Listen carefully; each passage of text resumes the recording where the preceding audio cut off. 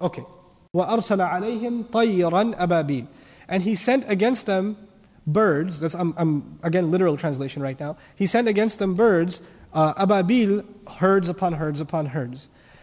Now, just a historical comment describing the birds. When Abdul Muttalib turns back, فَالْتَفَتَ, he turned away, وَهُوَ يَدْعُو, and he was making dua to Allah.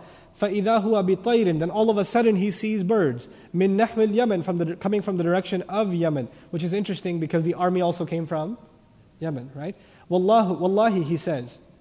فَقَالْ, he says, I swear by Allah, إِنَّهَا لَطَيْرٌ غَرِيبَةٌ. It is very strange kinds of birds for sure. مَا هِيَ بِنَجْدِيَّةٍ وَلَا تَهَامِيَّةٍ. They're not from Najd and they're not from Tahama. كَانَ مَعَ كُلِّ طَائِرٍ حِجْرٌ فِي مِنْقَارِهِ وَحِجْرَانٌ فِي رِجْلَيْهِ. And in every single bird there would be a pebble in its beak and two pebbles in each of its claws, in its feet. Okay, so that's his description of it. قال أبو عبيدة أبابيل. Abu Ubaidah describing the word ababil says, جماعات في تفرقة, multiple groups of different kinds. In other words, it wasn't one species of bird, there were many different species of birds.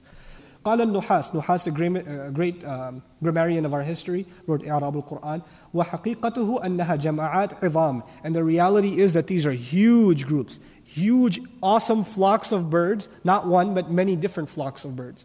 I haven't seen too many birds in Texas, but if you travel between like New York and Maryland, sometimes birds are migrating, especially in the area of Delaware, a lot of birds, right? So you'll see for a good half hour, just a flock of tens of hundreds of thousands of birds, a continuous stream. And according to other historical narrations, they were coming from every direction, and you couldn't see the sky, it became dark. SubhanAllah. It's an incredible scene to even imagine.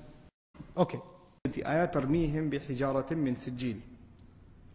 first thing to note here is Allah Azza wa Jal sent upon them, which what we learned in the previous ayah, He sent birds upon them.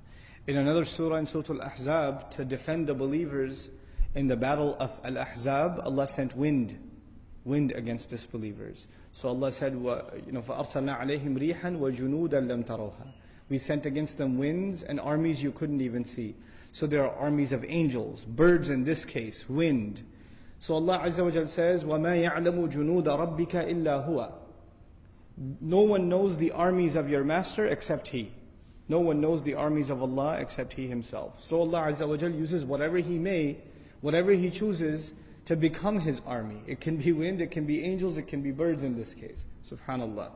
There are interesting vocabulary inside this ayah. The first word, tarmihim, is the present form of the word rama. Now, this is a past tense incident. This is something that happened in the past. But tarmi is being used. The present tense is being used. When the mudari' form is used to refer to something in the past tense, the purpose of that is to mention that something happened over and over again. In other words, they didn't just throw it once, they kept throwing. The pebbles, they kept coming down and kept coming down. So if the word ramat was used, ramathum bihijaratin min sijil, it would just mean once, and that's it, they fell. But it seemed like it just keeps on coming like rain, and that is captured in the word tarmihim in the present form. Then the word rama yarmi, the origin of the word, doesn't just mean to throw or to pelt. The first meaning of it is to throw something from a distance.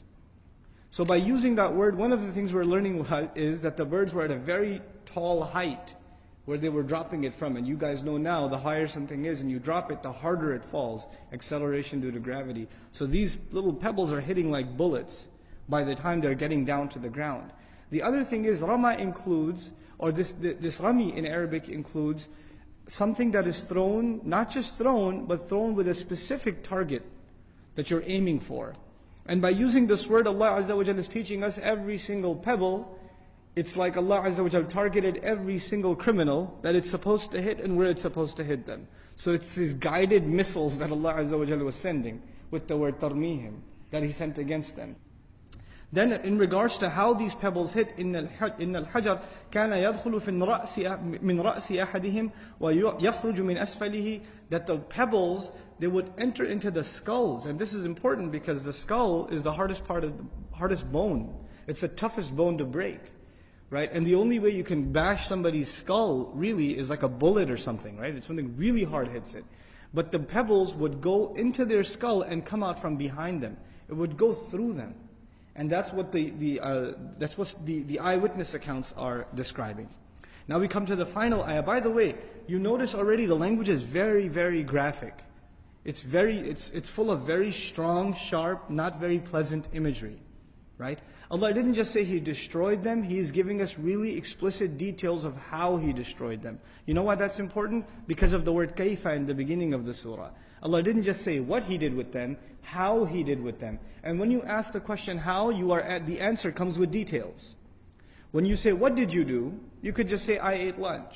When you say how did you do it, then you're describing details, you're giving details, you understand? So the graphic language in the surah is perfectly situated because of the word kaifa instead of the word mada. What did your master do? No, how did your master deal with them? How did he destroy them? So the answer is coming in this surah. Then we find these two words, asf.